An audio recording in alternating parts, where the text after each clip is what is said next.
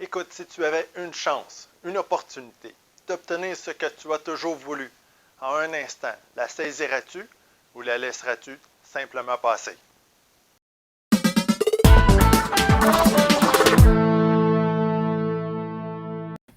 Ah, c'était du Eminem. Fait que c'est inspiré justement de cette chanson-là pour vous parler du concept d'opportunité en l'affaire. C'est avec mon talent d'acteur assez limité. C'est pas parce que je veux me porter en dérision, c'est qu'il faut savoir quelles sont nos forces, quelles sont nos faiblesses. Et moi, je suis pas un super acteur. Puis c'est aussi le lancement de la nouvelle formule au niveau d'Infolette là, qui passe d'un concept hebdomadaire à mensuel avec davantage de contenu.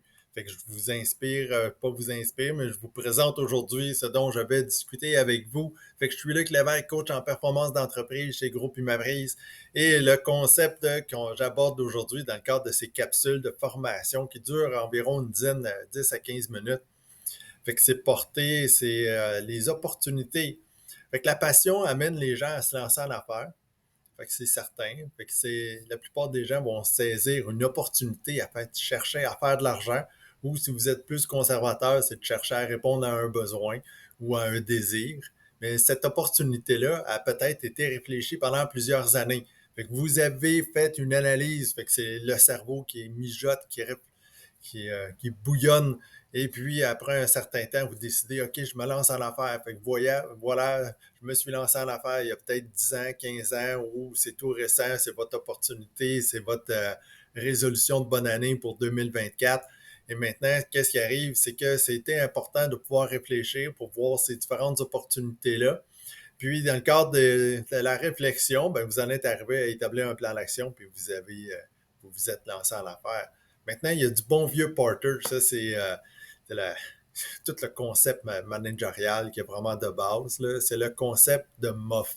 Fait que je vous le présente. MOF, ça veut dire quoi? Ça veut dire menace, opportunité, force et faiblesse. Alors, c'est pour ça tantôt je parlais de faiblesse. Là. Alors, il ne faut pas avoir peur de pouvoir se regarder en pleine face, puis voir quelles sont nos forces, quelles sont nos faiblesses, mais en même temps de regarder quelles sont les menaces, quelles sont les opportunités. L'environnement autour de nous bouillonne d'opportunités et de menaces. Puis en début d'année, je veux vous en parler justement au niveau de 2024. Qu'est-ce qui pourrait être une menace, qu'est-ce qui pourrait être une opportunité pour saisir justement ces opportunités-là et chercher à contrer les différentes menaces qui pourraient se passer. Fait que, qu'est-ce qui se passe? Ce que je vous invite à faire, c'est d'effectuer un diagnostic externe et interne.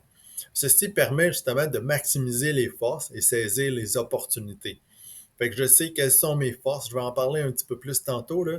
Mais dans les forces au niveau de l'entreprise, si je sais que mon emplacement, l'endroit où je suis situé, c'est une force, qu'est-ce que je fais pour maximiser sur cet emplacement-là, sur ces forces-là? Je vais avoir un plan d'action, nécessairement. Je peux avoir des opportunités qui se présentent. Il y a plusieurs commerces là, ou restaurateurs qui ferment en 2024. C'est une opportunité pour certains. Alors, qu'est-ce que vous faites pour saisir ces opportunités-là?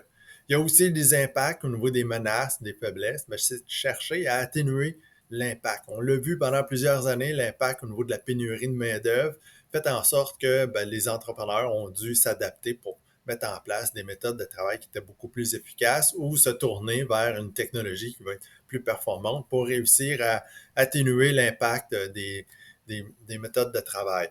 Alors, c'est de quelle façon, qu'est-ce que je fais, quelles sont les actions qui vont me permettre de pouvoir découler de ce diagnostic externe et interne-là. Fait que je regarde quelles sont les menaces, quelles sont les forces, quelles sont les faiblesses, quelles sont les opportunités également. Je ne les ai pas dit dans le bon ordre, là, mais c'est menaces, opportunités, forces, faiblesses.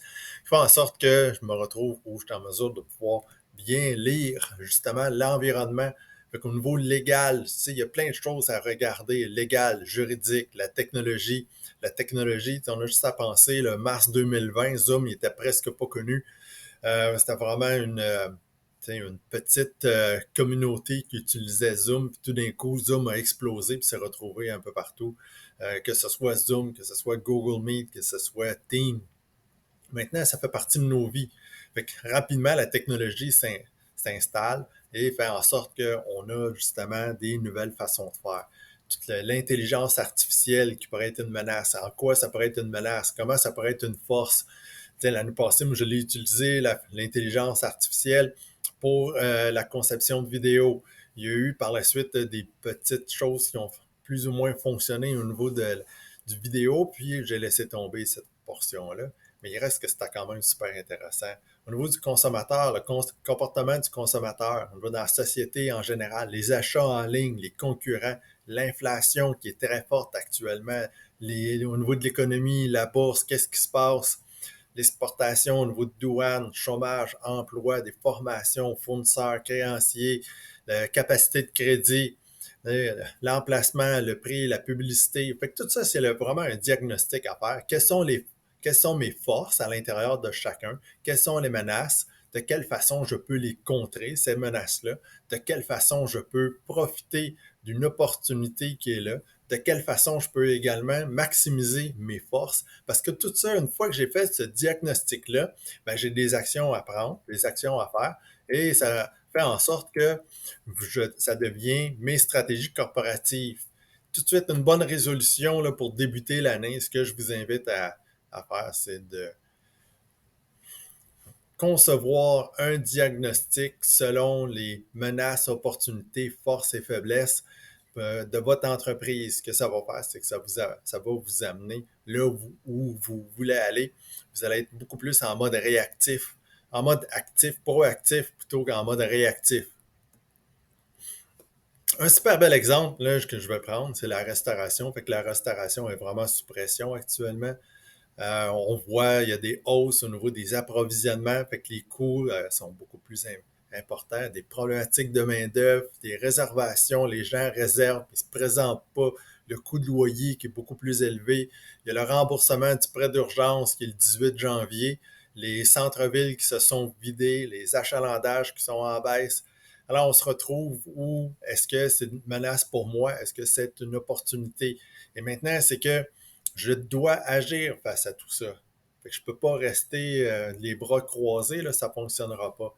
Alors maintenant, c'est qu'une fois que j'ai fait ce diagnostic-là, j'ai identifié qu'est-ce que je pourrais faire pour contrer justement, exemple, j'ai des réservations. Réservations, les gens, ils ne se présentent pas.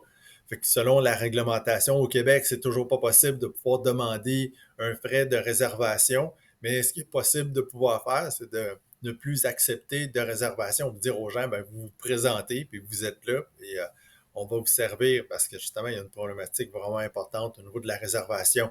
On a vu aussi, ça a sorti dans les médias, il y a des gens, un groupe qui avait décidé de réserver le même nombre de personnes à plusieurs restaurants. Puis finalement, ça s'est su parce que c'est un petit monde au niveau de la restauration. Même si les gens sont en concurrence, les gens finissent par se parler.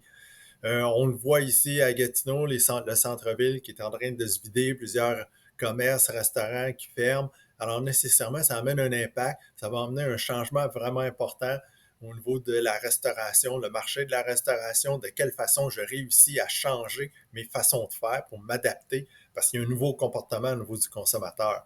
Fait que ceci amène ce que je vais devoir construire un plan pour élaborer différentes actions. Ces différentes actions-là sont en lien, fait que les menaces, les opportunités, les forces et les faiblesses sont en lien avec, vont devenir mes stratégies corporatives. Fait que les stratégies corporatives, c'est tout ce que je mets en place pour chercher à maximiser la rentabilité de mon restaurant, faire connaître mon restaurant, faire connaître mon entreprise. Qu'est-ce que je mets en place? Tout ça va devenir justement mes stratégies. Mes stratégies, éventuellement, une fois qu'elles sont décortiquées dans mon plan d'action, ça devient des actions. C'est ce que j'ai à faire le lundi, le mardi, le mercredi pour réussir à augmenter la valeur de mon entreprise, à augmenter les ventes, à augmenter la rentabilité, contrer les différentes menaces.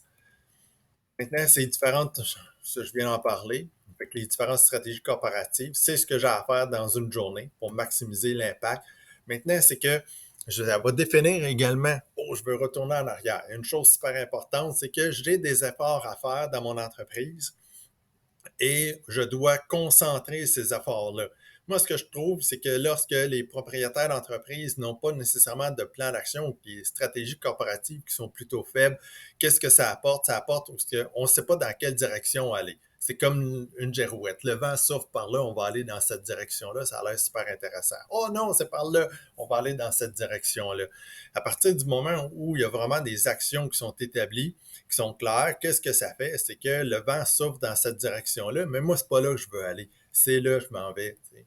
Fait que je vais continuer à faire ce que je fais parce que c'est dans cette direction-là que je veux aller. T'sais. Et ça amène où je vais pouvoir prioriser mes efforts, prioriser les actions que je vais pouvoir prendre.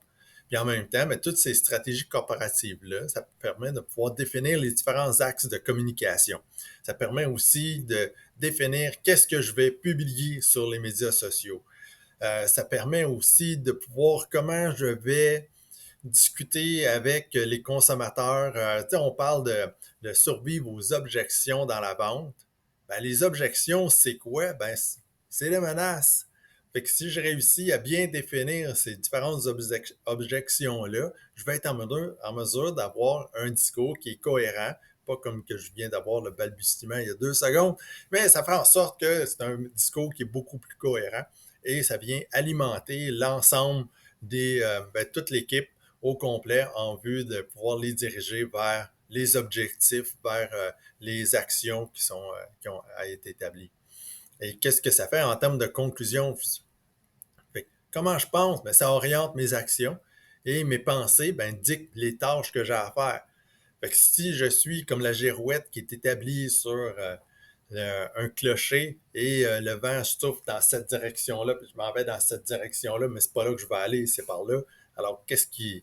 C'est pas une opportunité, ça là, ça n'a rien à voir avec l'opportunité. Je fais simplement me laisser porter par la vague. Alors, l'opportunité, parfois, ça fait en sorte que c'est plus difficile de se rendre où on veut se rendre, mais la seule façon de pouvoir y arriver, c'est vraiment dans les, les, les, les tâches que nous avons à réaliser.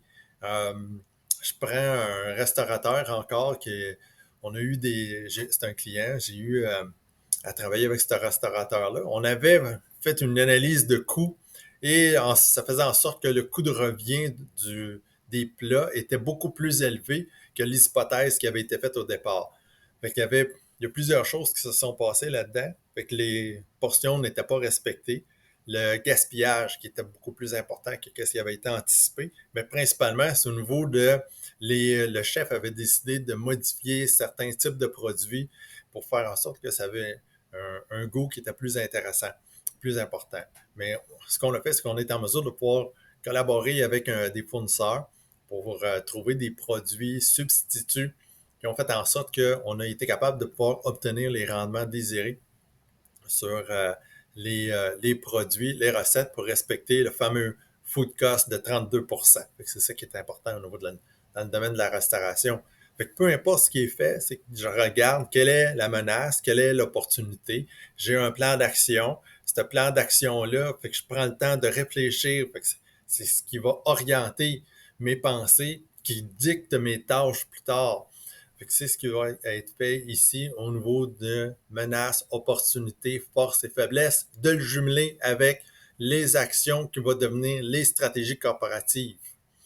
Fait que si vous voulez en savoir plus là-dedans, il y a la belle formation qui a été développée. C'est 10 heures de formation en 8 modules, en formation en gestion d'entreprise. C'est 599 US par année. C'est un abonnement de 12 mois. Ça permet de pouvoir regarder les vidéos à ton rythme et c'est beaucoup moins cher qu'un MBA. Fait que tu vas sur umaprise.bhx.tv pour pouvoir t'abonner.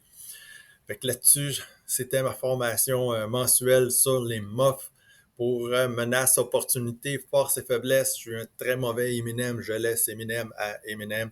Et moi, je vais continuer à être Luc Lévesque. Je réussis bien à être moi-même. C'est la meilleure chose que je peux faire pour l'instant.